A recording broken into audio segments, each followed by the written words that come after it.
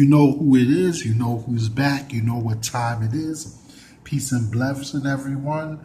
Back in time with another pristine, fine, and genuine new video. Brother Henry, I hang soul conscious, number 4,400 or 4,400. Peace and blessings to every man, woman, and child, all walks of life. Peace and blessings to all beings from all backgrounds out there.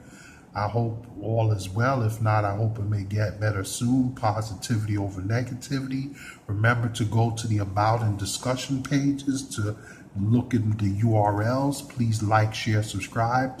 If you have a positive channel, cause, or endeavor you're involved in, let me know. I'll like, share, subscribe, spread the word back.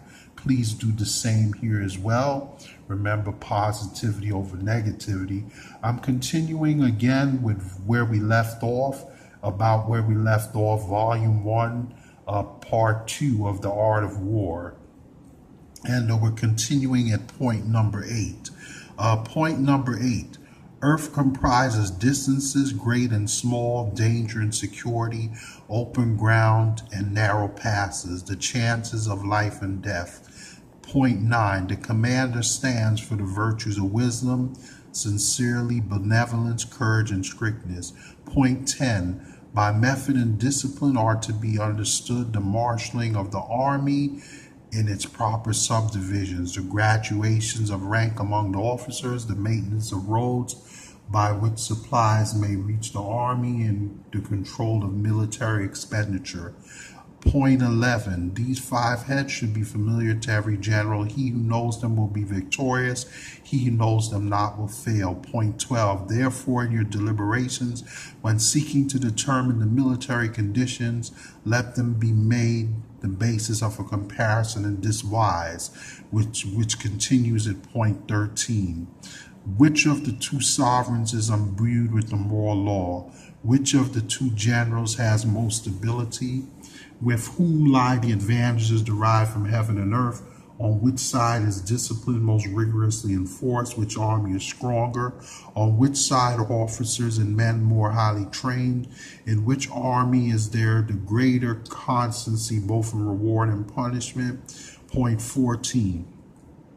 By means of these 7 considerations, I can forecast victory or defeat.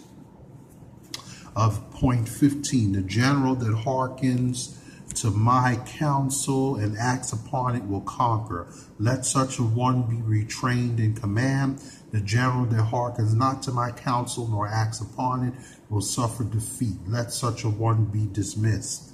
While heading point 16, while heading the prophet in my counsel, avail yourself also of any helpful circumstances over and beyond the ordinary rules.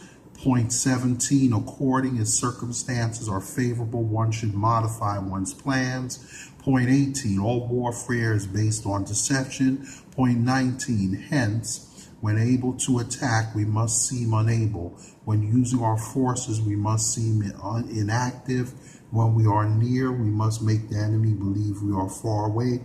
When far away, we must make him believe we are near.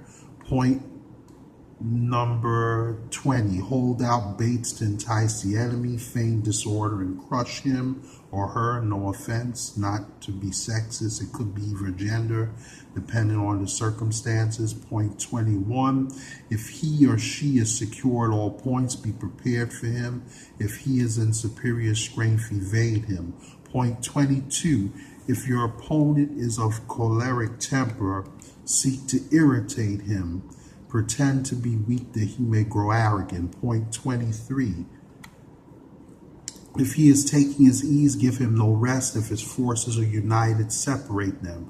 Point 24. Attack him where he is unprepared. Appear where you are not expected. Point 25. These military devices leading to victory must not be divulged beforehand. Point 26. Now the general who wins a battle makes many calculations in his temple ere the battle is fought. The general who loses a battle makes but few calculations beforehand. Thus do many calculations lead to victory, and few calculations to defeat. How much more? No calculation at all. It is by attention to this point that I can foresee who is likely to win or lose. And part 2, which is waging war.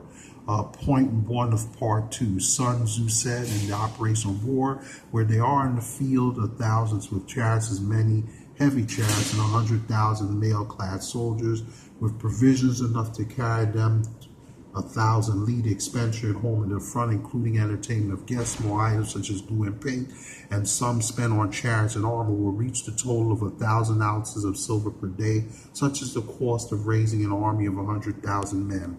So with that, peace and blessings. Remember, think right, reflect right, love right, do right, be right, live right.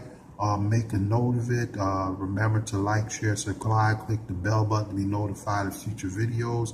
I'm always a comment or email away. You can reach me at lowercase ggnewtime at hotmail.com, lowercase henrythehardworker at gmail.com, or lowercase henry or hangalphamale4400 at gmail.com. Peace and blessings. Keep in touch. All the best in life. I'm going to try to pick up here where we left off. Keep in touch. And I will catch you guys on the fly in the next one. You can visit this, your home away from home, night and day. Peace, peace, peace, peace.